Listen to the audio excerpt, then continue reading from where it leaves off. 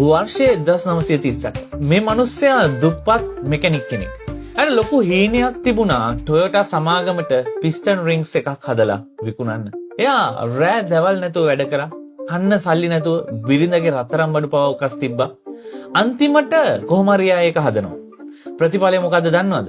Toyota එකෙන් කිව්වා මේක ක්වොලිටි නෑ, මේක වැඩක් නෑ කියලා. එයාගේ අවුරුදු ගානක මහන්සිය වතුර ගියා. ඒත් එයා අපරාධි මගේ කාලය කියලා හිත හිටියේ නෑ. එයා ආයේ ඉගෙන ගත්තා, ආයේ හැදුවා.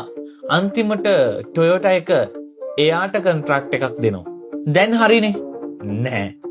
එයා ෆැක්ටරි එක හදන්න ගත්ත විතරයි දෙවෙනි ලෝක යුද්ධය පටන් ගත්තා. බෝම්බ වැටිලා එයාගේ ෆැක්ටරි එක විනාශ වෙලා ගියා.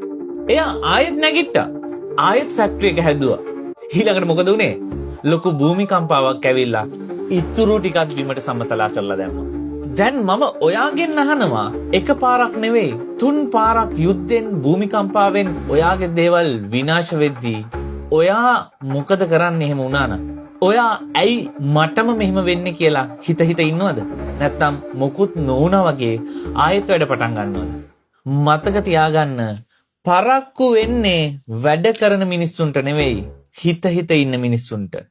ඔයා ඕන දෙයකට මුහුණ දෙන්න ලෑස්ති කෙනෙක් නම් පහලින් no excuses කියලා දැන්ම කමෙන්ට් එකක් දාන්න. බලමුකෝ එහෙනම් ඊළඟට එයා මොකක්ද කළේ කියලා. එයාට දැන් ෆැක්ටරි එකක් නැහැ, රස්සාවක් නැහැ, පෙට්‍රල් හිඟේ නිසා මිනිස්සුන්ට යන්න එන්න විදිහක් නැහැ. එයා ගෙදර තිබුණ පරණ බයිසිකලයක් ගත්තා. ඒකට පොඩි එන්ජින් කෑල්ලක් හයි කරා. බයිසිකල් බයික් එකක් හැදුවා. ඒක දැකපු අසල්වැසියෝ මටත් එකක් හදලා දෙන්න කියලා ඉල්ලුවා. යුද්ධෙන් විනාශ වුණු අලු ගොඩ උඩින් එයා ආයේ අධිරාජ්‍යයක්ම ගොඩ නගනවා. ඔයා දන්නවද මේ කවුද කියලා? අද ලෝකයේ ලොකුම මෝටර්සයිකල් සමාගම හොන්ඩා සමාගමේ නිර්මාතෘ සොයිචිරෝ හොන්ඩා. ඔයා තාම හිත ඉන්නව නේද? මම මේක පටන් ගත්තොත් කෙලවෙයිද? මට මේක කරන්න පුළුවන් වෙයිද කියලා? හොන්ඩා යුද්ධයට බය වුණේ නැහැ. භූමිකම්පාවට බය වුණේ නැහැ. ටොයෝටා එකේ රිජෙක්ට් වුණ එකට අඩුම සැලුනේවත් නැහැ. එයා කළේ එකම එක දෙයයි, හිත ඉන්නේ නැතුව වැඩ කරපු එක.